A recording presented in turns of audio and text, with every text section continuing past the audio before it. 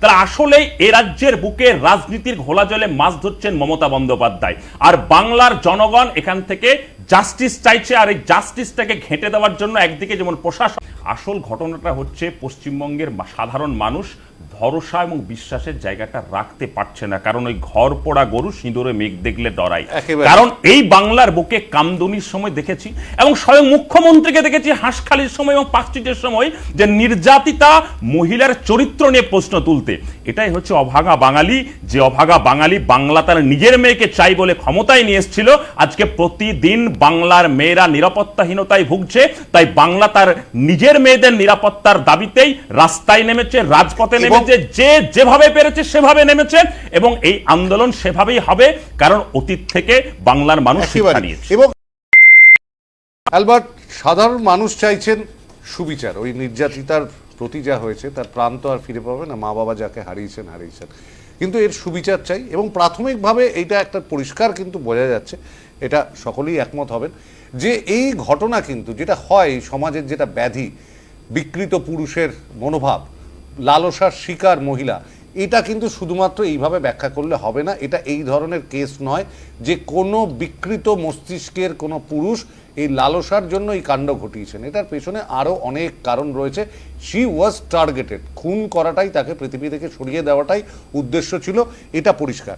কিন্তু ওই যে বলে অতক্কিম, সুবিচারের জন্য সাধারণ মানুষও পথে নেমেছে, আপনারা রাজনৈতিক দলগুলো পথে নেমেছেন, কিন্তু কোথাও না কোথাও একটা তো সুবিচার মানুষ চাইছে। আমি জানি না সিবিআই কতদিনে এটাকে ক্র্যাকডাউন করতে পারবে, তার প্রচুর কেস আছে, আমরা দেখেছি 8 বছর 9 বছর ধরে চলছে, তো চলছেই, কোথাও ক্র্যাকডাউন হচ্ছে না।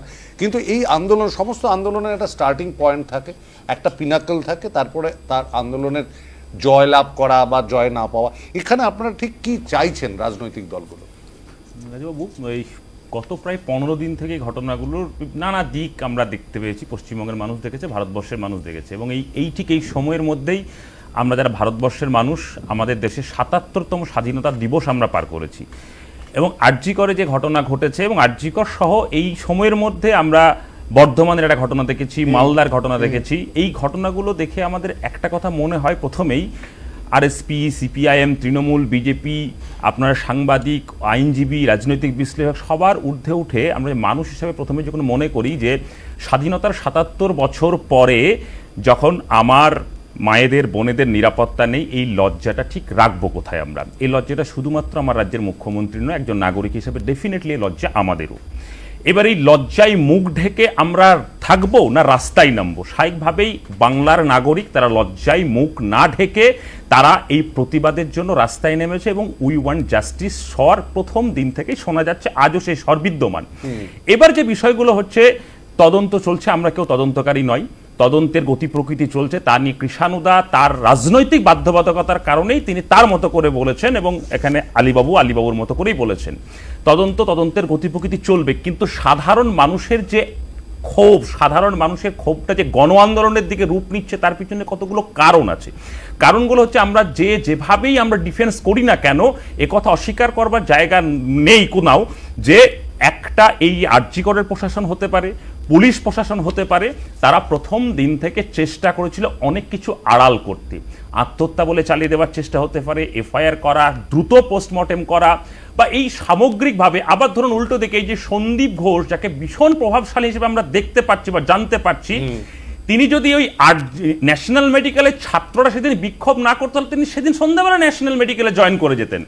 এই যে সামগ্রিকভাবে যে জনগণের ক্ষোভ, গোটা বাংলার মা বোনেরা 14 তারিখ রাত্রিবেলায় যেভাবে রাজপথে নেমে এসছে, সবটা মিলিয়ে ঘটনার টানটা অন্যদিকে ঘুরে গেছে। আর ঘুরে যদি না যেত, তাহলে অতীতে এই পশ্চিমবঙ্গের বুকে হাঁসখালি হয়েছে, কামদুনি হয়েছে, যে ঘটনাগুলোর বিচার নীরবে নিভৃতিতে কেঁদেছে, হয়তো এই ঘটনাটা তাই ঘটতো। আমি একদম আপনার সঙ্গে যে জায়গাটা আমি একমত, এটা শুধুমাত্র যদি একটা ধর্ষণ হয়েছে, দানবীয় নারকীয় পিশাচের মতো তার উপরে অত্যাচার হয়েছে, এইটার মধ্যে আটকে থাকলে আমরা মনে হয় একটু কম জায়গায় যাব। কারণ এর বিরুদ্ধে আমার মনে হয় এই যে আটকে দেওয়া, আড়াল করা বা গোপন করবার চেষ্টা করা, এর পেছনে একটা বড় কারণ আছে, এবং এই সন্দীপ বাবুর মাথায় ছাতা ধরবার জন্য কোনো মাথা আছে। আবার উল্টো দিকে একটা কথা যেটা বলতে, রাজনৈতিক দলগুলো ঘোলা জলে মাছ ধরছে। আচ্ছা, আমি জানি না, আমার বয়স এখানে যারা আছি তাদের সবার থেকে কম, একবার ভাবুন তো, রাজনীতি কে করছে? রাজনীতি তো রাজ্যের মুখ্যমন্ত্রী করছে।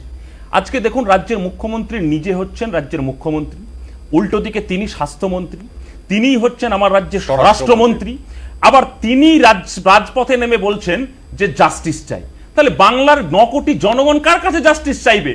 তার হাতে স্বাস্থ্য দপ্তর, তার হাতে স্বরাষ্ট্র দপ্তর। এবং আপনারা বলতে পারবেন, সংবাদ মাধ্যমের প্রতিনিধিরা, যেদিন মুখ্যমন্ত্রী মৌলালী মোড় থেকে মিছিলে বের হলেন, সেই মিছিলে তৃণমূল কংগ্রেসের পতাকা ছিল না, তাহলে সেটা তো অরাজনীতির মিছিল ছিল না। তাহলে আসলে এ রাজ্যের বুকে রাজনীতির ঘোলা জলে মাছ ধরছেন মমতা বন্দ্যোপাধ্যায়, আর বাংলার জনগণ এখান থেকে জাস্টিস চাইছে। আর এই জাস্টিসটাকে ঘেঁটে দেওয়ার জন্য একদিকে যেমন প্রশাসন, কৃষাণুদা তো নিজে স্বীকার করলো যে ওখানকার একটা অংশ কেউ হয়তো পরিবারের কাছে বলে দিতে পারে যে আত্মহত্যা বলে চালানোর চেষ্টা হয়েছে।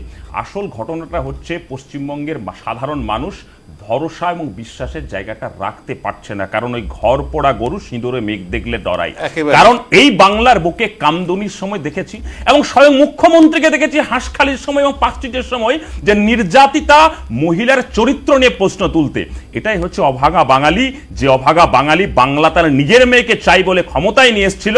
আজকে প্রতিদিন বাংলার মেয়েরা নিরাপত্তাহীনতায় ভুগছে, তাই বাংলা তার নিজের মেয়েদের নিরাপত্তার দাবিতেই রাস্তায় নেমেছে, রাজপথে নেমেছে, যে যেভাবে পেরেছে সেভাবে নেমেছে, এবং এই আন্দোলন সেভাবেই হবে, কারণ অতীত থেকে বাংলার মানুষ শিক্ষা নিয়েছে।